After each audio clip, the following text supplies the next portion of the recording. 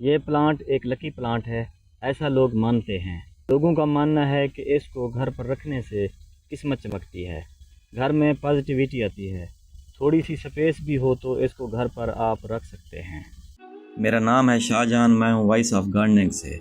अगर आप लोग मेरे चैनल पर नए हैं, मेरे चैनल को सब्सक्राइब कर दें, वीडियो को लाइक और शेयर कर दें। वीडियो को आप लोग मुकम्मल देखिएगा। ये प्लांट बहुत ज़्यादा सर्च किया जाता है। बहुत सारे लोगों को नहीं पता कि ये इंडोर प्लांट है या आउटडोर प्लांट। मैं आपको बताता चलूँ, ये इंडोर प्लांट नहीं है, ये आउटडोर प्लांट है। जब हम नर्सरी से ये प्लांट ख़रीदने जाते हैं तो कहते हैं कि हफ्ते में एक बार धूप दिखा दें। फिर ये इंडोर प्लांट कैसे हुआ? ये मुकम्मल आउटडोर प्लांट ही है। ये सक्लेंट प्लांट है। फॉर एग्ज़ाम्पल, जैसे एलोवेरा है, बाहर रखने पर अच्छे से ग्रो करता है, वैसे ही ये भी एक सक्लेंट प्लांट है। आम प्लांट की तरह आप इसकी कटिंग लगा सकते हैं, आप इसको हैंगिंग में रख सकते हैं। ये आपको 80 या 100 रुपये में नर्सरी से मिल जाएगा। अगर किसी ने इसको घर पर लगाया हुआ है तो आप उनसे कटिंग मांग लीजिए, लोग खुशी से इसकी कटिंग दे देते हैं। कटिंग लगाने के बाद आप इसको कुछ दिन के लिए छांव में रख दें, जहां बिल्कुल धूप ना पड़े, क्योंकि अभी इसकी जड़ें नहीं आई हैं। जैसे ही जड़ें आ जाएं तो इसको नॉर्मल टेम्परेचर पर रख सकते हैं। अगर कटिंग से नहीं लगा सकते तो फिर नर्सरी से ही ख़रीद लीजिए। ये एक टिपिकल समर प्लांट है। 15 डिग्री से लेकर 35 डिग्री तक अच्छे से ग्रो होता है। टेम्परेचर जब ज़्यादा होता है तो पानी का ख्याल रखिए, बाकी कोई दिक्कत नहीं है।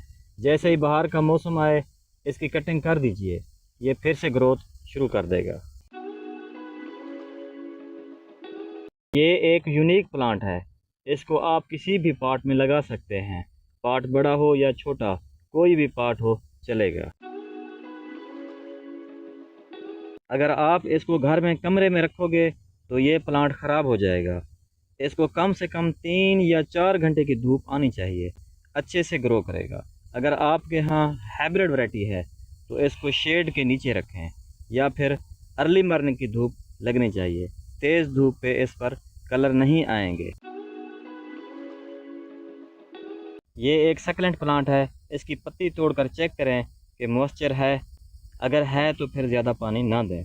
जब मिट्टी ऊपर से सूख जाए तब इसको पानी दें। पानी को थोड़ा रोक कर चलें। पत्तियां झड़ रही हैं, वो दिखने में हेल्दी नज़र आ रही हैं तो समझ जाइए कि ओवर वाटरिंग कर रहे हो। तो अगर पत्तियां कमज़ोर सी हैं तो समझ जाइए कि ये अंडर वाटरिंग है। पौधे को लगाने के लिए 20% रेत, 20% कोई गली सड़ी कंपोस्ट और 60% लाल मिट्टी डाल दें। ऐसी मिट्टी बनाएं जिसमें पानी रुकना नहीं चाहिए, और थोड़ी सी फंगीसाइड भी मिक्स कर लें। ये हैवी डोज लेने वाला पौधा नहीं है।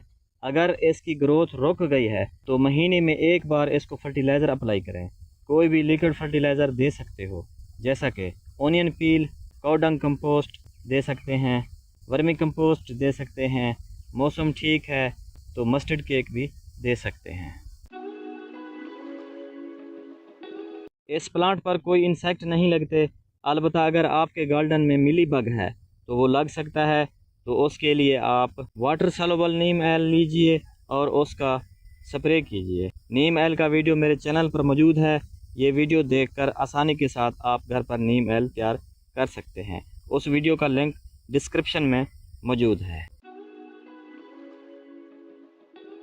घना करने के लिए हमें इसकी प्रूनिंग करनी होगी। जितना ज़्यादा टिप से कट करेंगे ये उतना ज़्यादा ग्रोथ करेगा और घना होगा।